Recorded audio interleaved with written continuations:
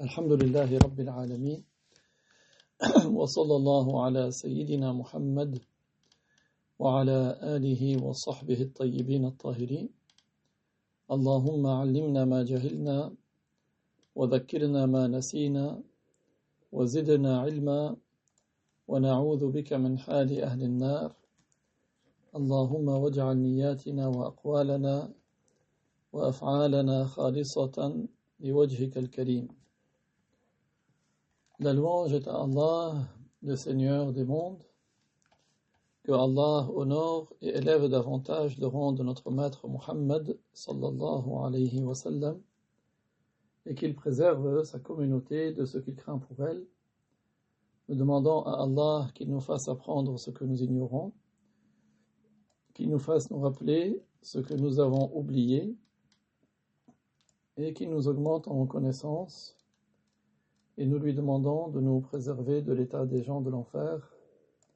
Nous demandons à Allah qu'il fasse que nos intentions, nos actes et nos paroles soient accomplis sincèrement par recherche de son agrément. Donc on était arrivé la fois passée, en page 68, à l'attribut Al-Baqa, la non-fin. L'auteur, que Dieu lui fasse miséricorde, a dit: la non-fin, al-baqa, est un attribut obligatoire selon la raison, concernant Allah Ta'ala. Dans quel sens qu'il a pour attribut la non-fin? Dans le sens que l'anéantissement ne l'atteint pas. Puisqu'il est avéré que l'éternité sans début lui est obligatoire selon la raison, alors l'éternité sans fin est également obligatoire à son sujet. Donc quand il a dit, puisqu'il est avéré que l'éternité sans début lui est obligatoire selon la raison, c'est-à-dire qu'il est prouvé par la raison que Dieu n'a pas de début à son existence. Comment cela? C'est de dire, par exemple, que tout ce qui change a un commencement. Ce monde, il change. Il a donc un commencement, et ce qui a un commencement a besoin de qui lui a donné le commencement. Parce que si quelqu'un il dit que ce qui a un commencement, il a eu quelqu'un d'autre qui lui a donné le commencement et ainsi de suite son début, il est en train de remettre en cause l'événement actuel. Parce que l'événement actuel n'entre en existence que si ce qui l'a précédé s'est achevé.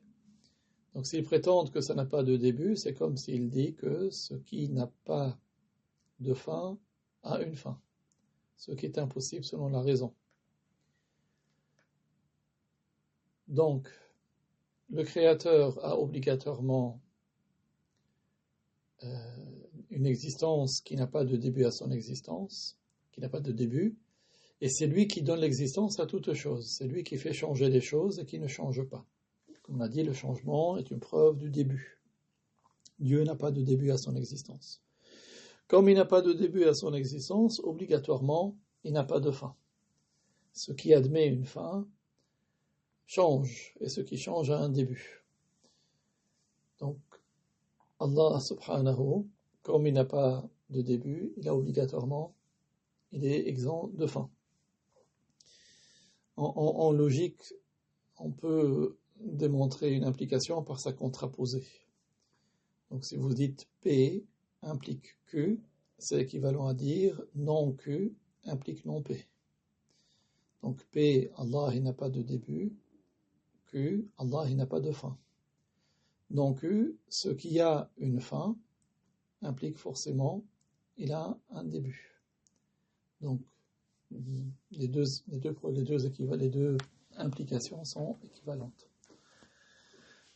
Donc, c'est ce qu'il dit ici. En effet, s'il était possible qu'il s'anéantisse, l'exemption de début serait exclue à son sujet. C'est la contraposée de ce qu'il a dit juste avant. Allah tabaraka wa ta'ala est le seul dont l'existence soit sans fin, de par sa réalité même. De par sa réalité, il est exempt de fin. Et ça veut dire que ce n'est pas autre que Allah qui lui a donné cette caractéristique, cet attribut. Et rien d'autre que Allah n'est éternel sans fin de par sa réalité même. L'éternité sans fin du paradis et de l'enfer, quant à elle, n'est pas une caractéristique inhérente et intrinsèque à leur réalité, mais c'est Allah qui a voulu qu'ils soient tous deux éternels sans fin. Donc, il ne s'agit pas de la même éternité sans fin. L'éternité sans fin de Dieu est un attribut propre à sa réalité, personne ne l'en a doté, tandis que la non-fin du paradis et de l'enfer, elle est voulue par Dieu. C'est pour cela que l'auteur dit, par conséquent, l'anéantissement est possible au paradis du strict point de vue de la réalité. Il en est de même pour l'enfer, du strict point de vue de sa réalité, l'anéantissement lui est possible, c'est-à-dire, s'il n'y avait pas eu les textes qui nous annoncent que le paradis et l'enfer n'ont pas de fin, de par leur réalité, nous aurions dit, oui, la fin est possible pour les deux. Mais comme il y a eu les textes qui sont parvenus, c'est devenu obligatoire, selon la loi, que le paradis et l'enfer n'aient pas de fin. Donc, la preuve rationnelle de l'obligation de la non-fin pour Allah, c'est que si l'anéantissement lui avait été possible, alors il lui aurait été possible tout ce qui est possible à ce qui entre en existence, aux créatures. Et tous ceux pour qui il est possible, tout ce qui est possible à ce qui entre en existence, est lui-même entré en existence. Comme par la raison nous avons su qu'obligatoirement Dieu est exempt de début, alors il est obligatoirement exempt de fin, et l'anéantissement lui est donc impossible. Ça c'est pour la preuve rationnelle, rapidement. Pour ce qui est de la preuve textuelle, il s'agit de la parole de Allah dans Surat Ar-Rahman, وَيَبْقَى وَجْهُ رَبِّكَ ذُو الْجَلَالِ وَالْإِكْرَامِ. وَجْهُ رَبِّكَ, c'est-à-dire ذَاتُ رَبِّكَ, c'est-à-dire l'être de Dieu, sa réalité. Et demeure la réalité de ton Seigneur, l'être de ton Seigneur, lui-même, lui qui a la gloire et qui mérite l'honneur. L'exemption de fin, qui est un attribut obligatoire pour Allah, c'est une exemption de fin propre à sa réalité. C'est-à-dire, ce n'est pas autre que lui qui l'en a rendu attribué, mais lui-même, il a cette exemption de fin. Ce n'est pas autre que lui qui la lui a donnée. Et nul autre que lui n'a cette exemption de fin propre à son être. L'exemption de fin, pour certaines de ces créatures, comme le paradis et l'enfer, qui est confirmée par le consensus, par l'ijma', ce n'est pas une exemption de fin propre à leur réalité, car le paradis et l'enfer sont entrés en existence. Et ce qui entre en existence n'est pas exempt de fin par sa réalité. La non-fin du paradis et de l'enfer ne sont pas inhérentes à leur réalité, mais c'est parce que Allah Ta'ala leur a voulu. Mais si on considérait le paradis par sa réalité et l'enfer par sa réalité, il aurait possible à tous deux l'anéantissement par la raison. Par la raison, là, ceci est possible. Pourquoi ? Parce que ce sont des choses entrées en existence. Ensuite, l'auteur, que Dieu lui fasse miséricorde, parle de l'attribut de l'ouïe, en arabe as-sama'. L'ouïe, c'est un attribut exempt de début, immuablement propre à Allah. Il entend les sons par une ouïe sans début ni fin, qui n'est pas comme notre ouïe, sans oreille ni tympan. Aucune chose audible n'échappe à son ouïe ta'ala, même si elle nous est dissimulée et loin de nous, tout comme il sait sans avoir de cœur, parce que nous savons par notre cœur. La preuve rationnelle que l'ouïe fait nécessairement partie de ses attributs, c'est la suivante. S'il n'avait pas l'ouïe pour attribut, il serait caractérisé par la surdité, qui serait un défaut pour Allah. Or, l'imperfection est impossible à son sujet. Par conséquent, si quelqu'un disait qu'il entend à l'aide d'une oreille, il ferait preuve d'irréligion et aurait mécru. C'est de la mécréance. L'ouïe est donc un attribut exempt de début, propre à l'être de Dieu, et c'est un attribut qui se rapporte à tout ce qui est audible. Cependant, certains savants ont dit que l'ouïe se rapporte à tout ce qui existe, c'est-à-dire l'ouïe de Dieu se rapporte au son et à autre que les sons. Et c'est cet avis que notre cheikh retient. Il n'est pas possible que l'ouïe de Allah soit entré en existence, tel que l'ouïe de ses créatures. Il n'est pas possible non plus que l'ouïe de Allah soit à l'aide d'un instrument, d'un organe, comme c'est notre cas. Allah entend sans oreille ni tympan. Alors, il y a eu de la part de quelqu'un qui n'avait pas appris la science de la croyance, la science de l'exemption de Allah de toute ressemblance avec ses créatures. Quelqu'un qui s'est limité à mémoriser le Coran, sans apprendre la science de la religion par explication de la bouche des gens de science, qui ont eux-mêmes reçu par transmission par ceux qui les ont précédés. Donc l'un d'entre eux, ces gens-là qui n'ont pas appris, est tombé dans le tashbih, c'est-à-dire dans l'assimilation de Dieu avec ses créatures. Il a dit Allah, il a des oreilles. On lui a dit, mais d'où as-tu ramené cela? Il a dit, n'est-ce pas, que le messager sallallahu alayhi wa sallam a dit l'Allahu ashaddu adhana. On lui a dit, tu as déformé le hadith. Le hadith, ce n'est pas adhana, c'est adhana. L'Allahu ashaddu adhana. Ce n'est pas adhana.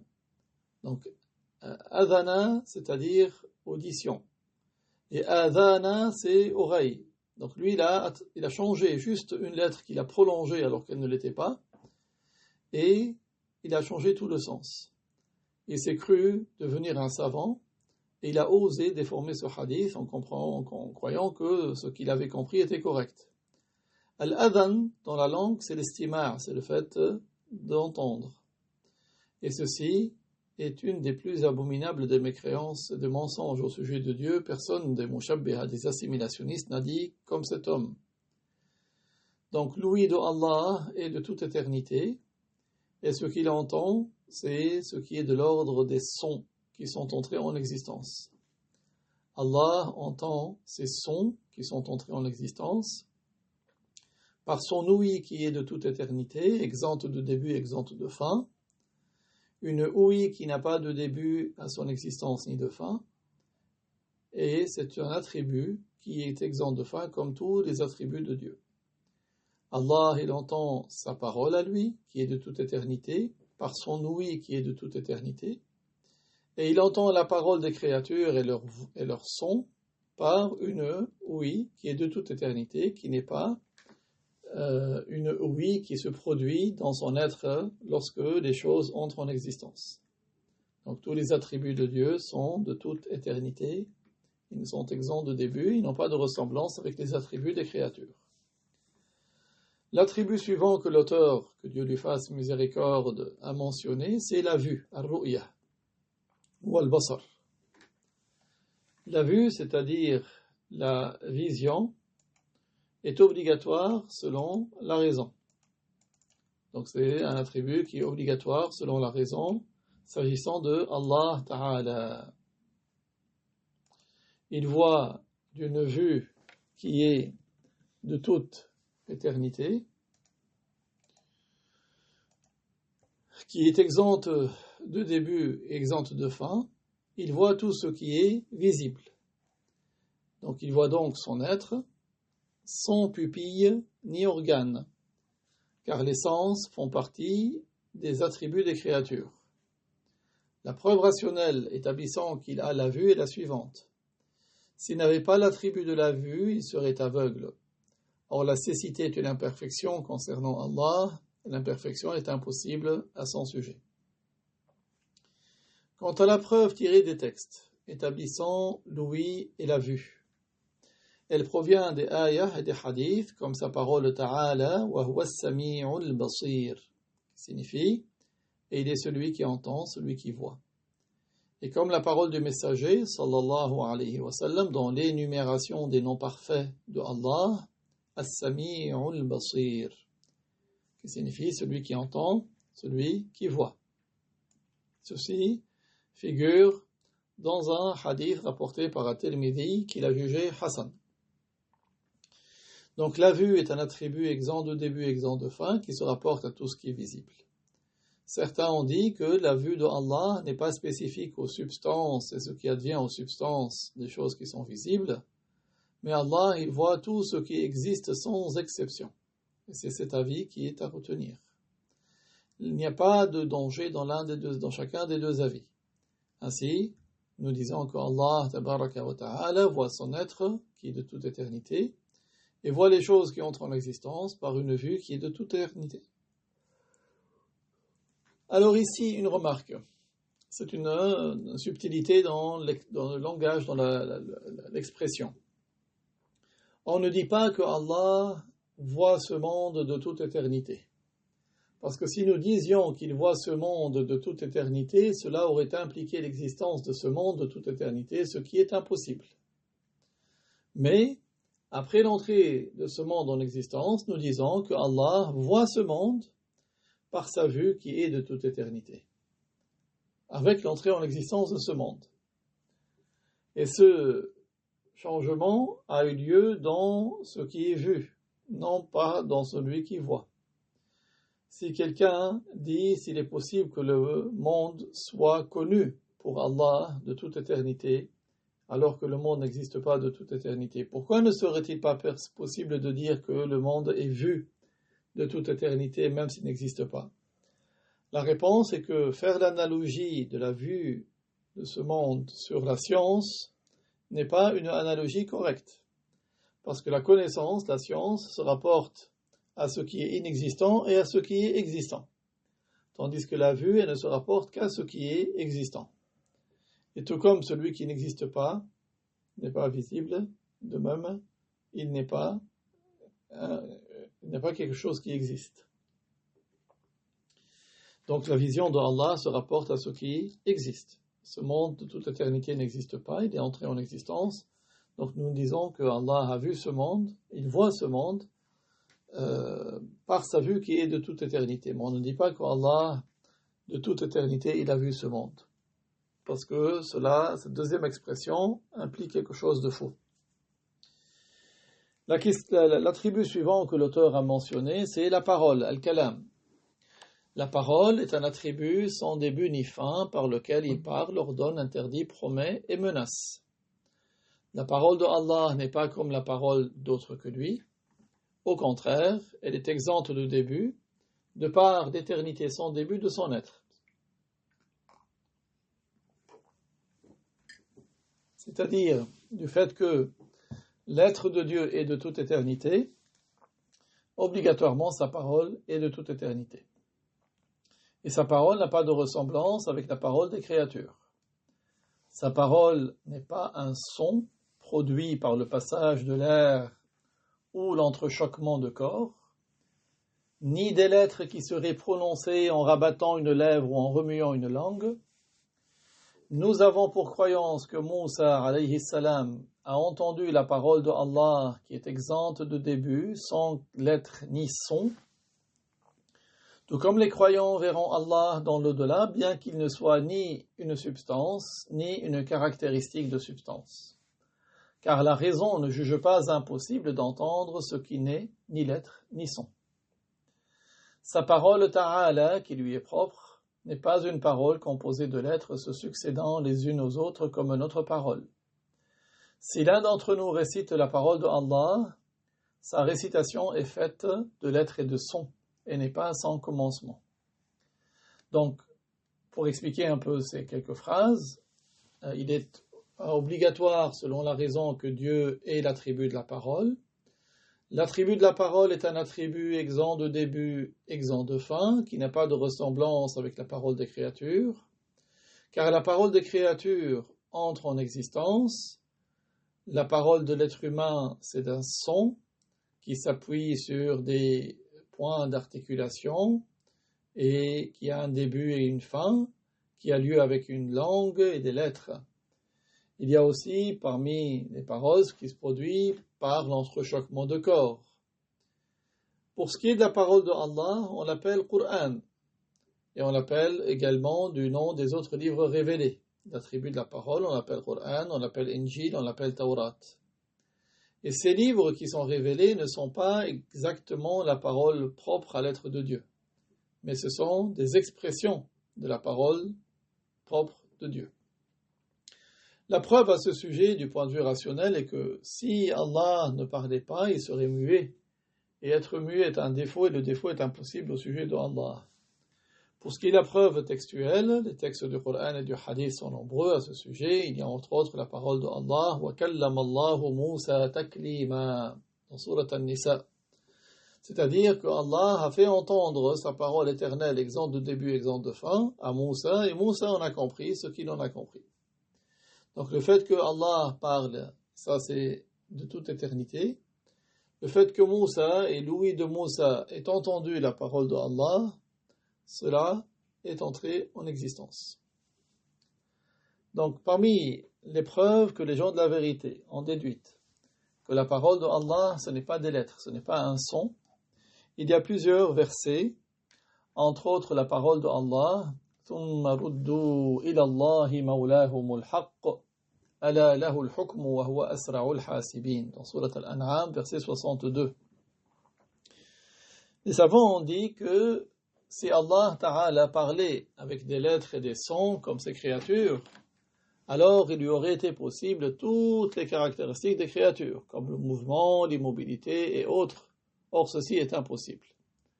Pour cela, il est obligatoire que la parole de Allah ne soit pas de lettres et de sons. Ce qu'il indique, c'est la parole de Allah Ta'ala, wa huwa asra'ul hasibin. Et ce, parce que Allah, il parle, sa parole est de toute éternité, et chaque personne au jour du jugement va entendre la parole de Dieu. Et par sa parole, Allah fait rendre des comptes à ses esclaves. L'esclave comprendra de la parole de Dieu l'interrogatoire à propos de ses actes, de ses paroles et de ses croyances. Allah Azza wa Jal finira de leur faire rendre des comptes en un laps de temps très court, dans une des stations du jour du jugement. Tout le jour du jugement dure 50 000 années.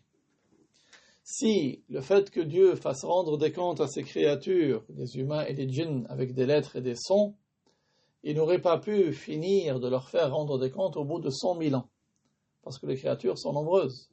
Ya'juj et Ma'juj à eux seuls au jour du jugement, tous les humains hormis eux ne représentent que 1%, dans une version 1 pour 1000. Il y a même des djinns qui peuvent vivre des milliers d'années. Si l'exposition des actes aux créatures était avec des lettres et des sons, Iblis à lui tout seul, son exposition des actes aurait pris un temps très long. Parce qu'Iblis, il est possible qu'il a vécu 100 000 ans. Il ne meurra qu'au jour où le Séraphi soufflera dans le corps. Et l'exposition des actes des esclaves n'est pas uniquement pour ce qu'ils ont dit, mais pour ce qu'ils ont dit, ce qu'ils ont fait, ce qu'ils ont cru. Il y a également parmi les humains ceux qui ont vécu 2000 ans. Il y a ceux qui ont vécu 1000 ans et plus. Il y a ceux qui ont vécu des centaines d'années. Si l'exposition des actes était avec des lettres et des sons, leur exposition des actes aurait duré longtemps. Et Allah ne serait pas le plus rapide de ceux qui font rendre des comptes, Asra'ul Hasibin, mais serait le plus lent d'entre eux. Par ailleurs, les lettres se succèdent. Quelle que soit rapide la parole, elle prend un certain temps. Tandis que Allah Ta'ala, sa parole est de toute éternité. Exemple de début, exemple de fin, qui n'est pas de lettres et de sons, qui n'a pas de commencement et de fin, n'augmente pas, ne diminue pas. Quand nous disons que le Coran c'est la parole de Allah, cela ne veut pas dire que Allah l'a articulé, l'a prononcé, tout comme l'un d'entre nous le récite. Mais cela veut dire que le Coran est une expression de la parole de Allah. Cette parole qui n'est pas des lettres ni un son. C'est dans ce sens-là que nous disons que le Coran c'est la parole de Allah. Allah Ta'ala a fait entendre à Jibril alayhi salam, avant qu'il ne descende avec le Coran à notre maître Muhammad, il lui a fait entendre une parole autre que sa parole qui est de toute éternité, qui n'est pas de lettres et de sons. Il lui a fait entendre une parole créée avec un son et des lettres, qui se correspondent à la récitation des termes révélés.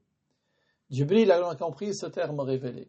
Allah Ta'ala a créé un son qui correspond aux lettres du Coran et il les a fait entendre à Jibril. Il a fait entendre à Jibril ce son-là. Jibril l'a reçu, il a descendu avec à notre maître Muhammad sallallahu alayhi wa sallam sur ordre de Dieu. De même, Jibril a trouvé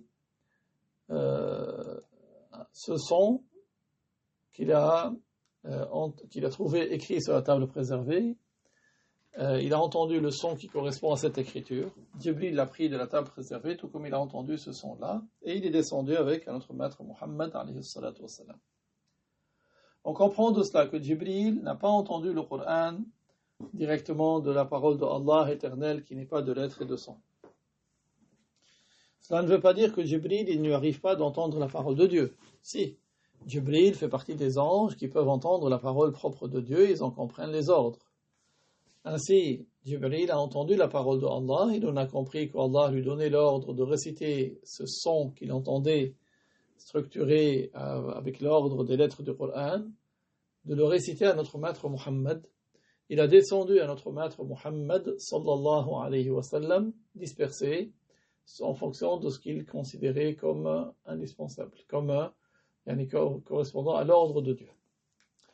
Alors, pour ce qui est de la preuve que les esclaves vont entendre la parole de Allah au jour du jugement, cette preuve est tirée du hadith du messager de Allah sallallahu alayhi wa sallam: Ma minkum min ahadin illa sayukallimuhu rabbuhu yawm al-qiyamah laysa baynahu wa baynahu tarjumanun wa la hajibun yahjubuh, rapporté par Al-Bukhari, ce qui signifie chacun d'entre vous il entendra la parole de son Seigneur au jour du jugement. Il n'y aura pas entre lui et son Seigneur de traducteur, ni de voile qui l'empêche d'entendre la parole de Dieu. Alors si les mushabbiha, c'est-à-dire les assimilationnistes, disent « Oui, notre preuve que la parole de Allah est avec des lettres et des sons, c'est la parole de Allah. إنما أمره إذا أراد شيئا أن يقول له كن فيكون » La réponse est que si, comme vous le prétendiez, alors il y aurait des contradictions entre ce verset et d'autres versets. Or, le Coran se consolide et ne se contredit pas. Le sens de ce verset, إنما أمره إذا أراد شيئا أن يقول له كن فيكون, c'est que Allah, il fait exister les choses sans aucune fatigue, sans difficulté, sans que personne ne l'en empêche. C'est-à-dire, il crée les choses qu'il veut créer sans aucun retard par rapport au temps dans lequel il a voulu l'existence. Le sens du verset Kun fayakun indique la rapidité de faire exister. Cela ne veut pas dire chaque fois qu'Allah veut créer quelque chose, il dit kun, kun, kun, kun. Cela voudrait dire qu'Allah, tout le temps, il dit kun, kun, kun, kun, kun. Et ceci est impossible car Allah Azza wa Jal, il crée dans un instant ce que l'on ne peut énumérer. Par ailleurs, le mot kun, c'est une langue arabe et Allah, avant les langues, toutes les langues, il existe. Avant les catégories de créatures. Donc selon la parole des mushabbiha, des assimilationnistes, il faudrait qu'Allah était silencieux auparavant, puis il s'est mis à parler. Et ceci est impossible, car ceci, c'est le cas des humains et autres.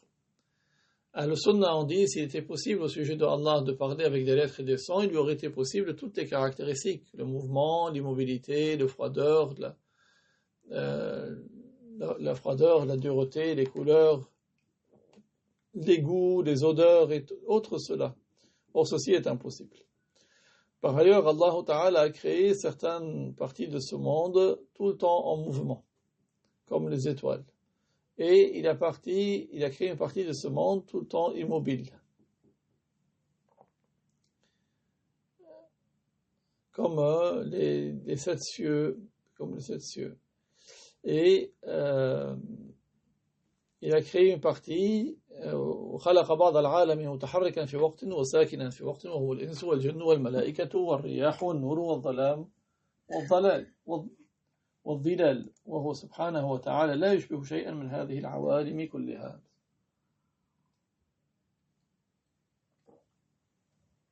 Ainsi, Allah Ta'ala a créé une partie de ce monde, parfois immobile et parfois en mouvement. Il s'agit des humains, des djinns, des anges, du vent, de la lumière, l'obscurité, des ombres, tandis que Allah subhanahu wa ta'ala, il n'a absolument aucune ressemblance avec ces mondes.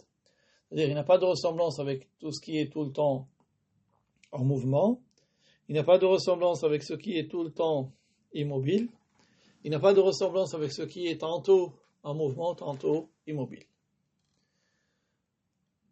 Donc certains savants de Ahl-Sunnah ont dit qu'Allah il crée les créatures par kun, c'est-à-dire par le jugement éternel de l'existence. Pour eux, le verset, c'est-à-dire qu'Allah crée le monde par son jugement qui est de toute éternité. Et son jugement, c'est sa parole qui est de toute éternité. Ce n'est pas une parole composée de lettres et de sons. Alors, ça c'est...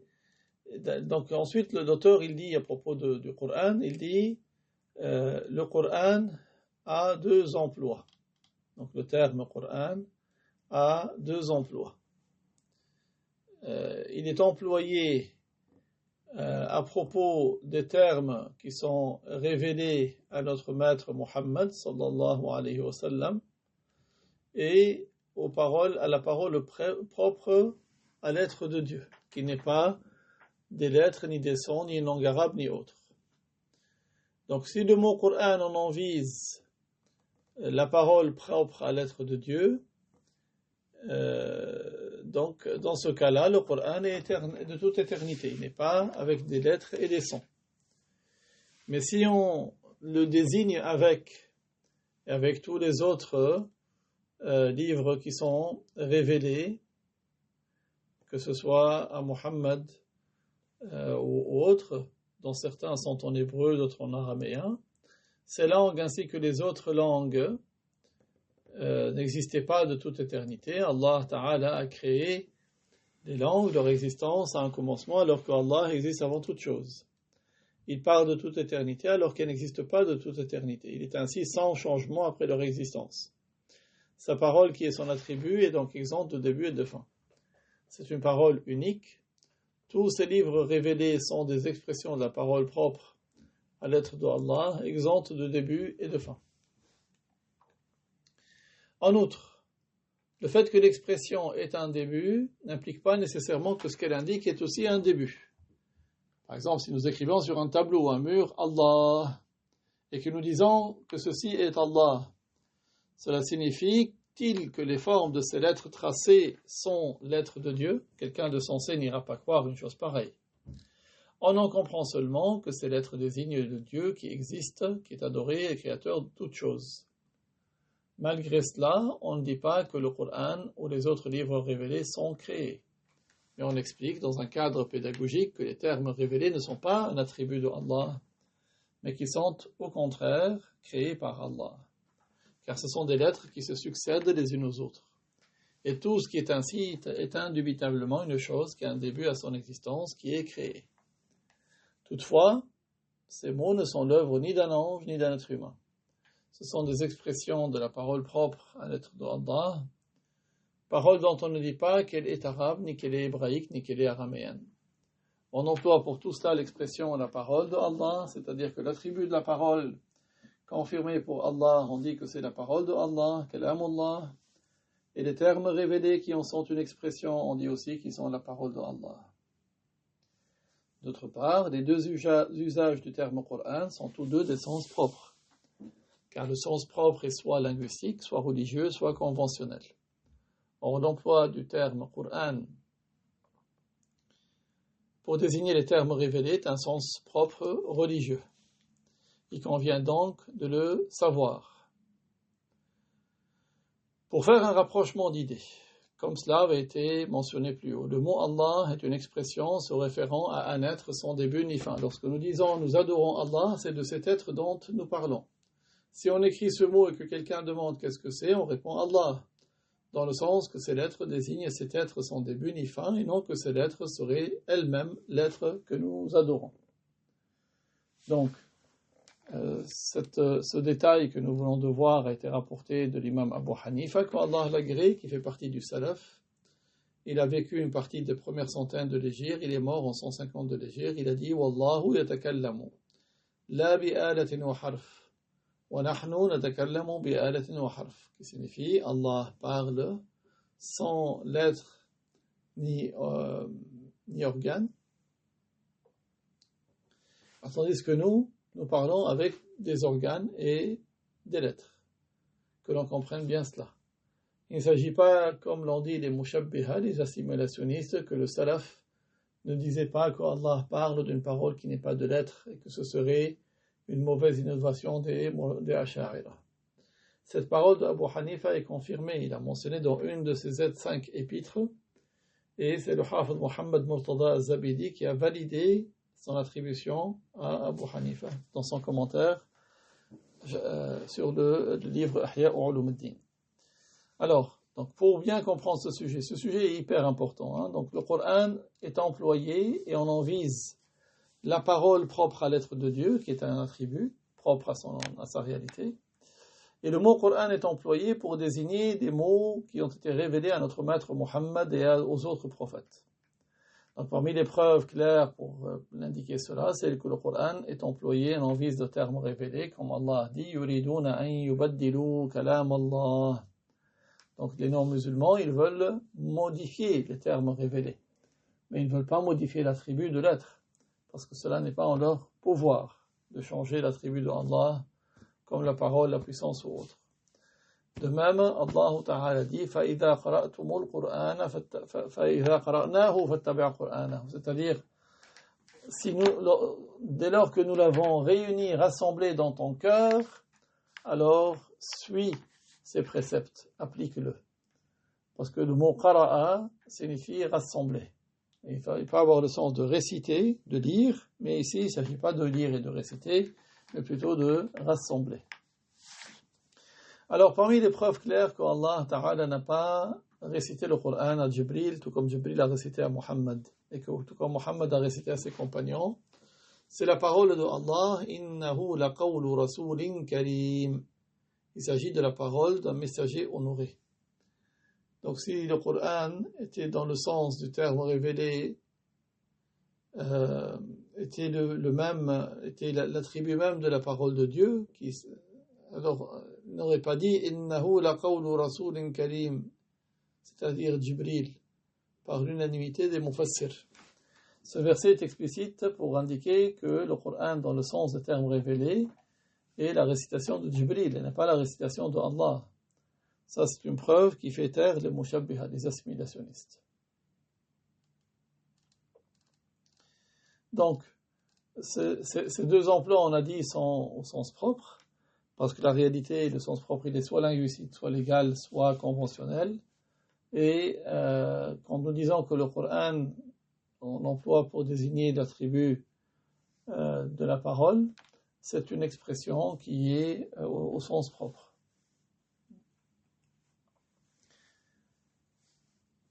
Et c'est une réalité légale, que l'on sache cela. Donc les termes qui sont employés pour un sens ou plus, si on l'emploie dans le sens propre, ça s'appelle un sens propre. S'il est changé à un autre sens, ça devient un majaz, un sens figuré par rapport au terme d'origine.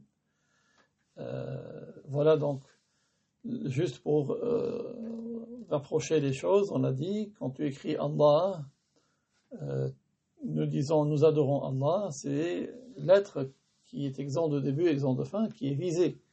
Mais si on écrit le nom de Allah sur un support et quelqu'un dit qu'est-ce que c'est, il va dire Allah, dans le sens que les lettres indiquent celui qui est de toute éternité, exempt de début, exempt de fin. Et non pas que ces lettres sont Allah lui-même, que nous adorons. Donc il est valide de dire Talafadullah, c'est-à-dire j'ai prononcé Allah, et c'est-à-dire l'être qui indique celui qui est glorifié. Et je dis j'ai écrit Allah, c'est-à-dire les formes des lettres qui indiquent cet être qui est de toute éternité. Si quelqu'un dit, si le terme révélé n'était pas la parole propre de Dieu, comment alors était descendu à notre maître Muhammad sallallahu alayhi wa sallam? La réponse, c'est ce qu'ont dit certains savants, que Jibril l'a trouvé inscrit dans la table préservée. Il est descendu avec, sur ordre d'Allah, à notre maître Muhammad sallallahu alayhi wa sallam, par récitation, et non pas écrit dans des livrets. Ce qu'il indique, c'est sa parole Ta'ala, innahu laqawlu rasulin karim. Il s'agit certes de la parole d'un messager honorable. C'est-à-dire qu'il s'agit de la récitation de Jibril. Innahu laqawlu rasulun karim, c'est du dupli qu'il a récité au prophète alayhi salatu wassalam. Donc voilà un peu le sujet pour qu'on puisse bien comprendre. On a parlé de l'attribut de l'ouïe, de la vue et de la parole. Ce qui est à retenir, c'est que ce sont des attributs qui sont sans commun, qui n'ont pas de ressemblance avec les attributs des créatures, et que les termes qui sont en arabe, qu'on appelle Qur'an, sont une expression de l'attribut de la parole de Dieu. Wallahu ta'ala a'lam wa ahkam wa barakallahu fi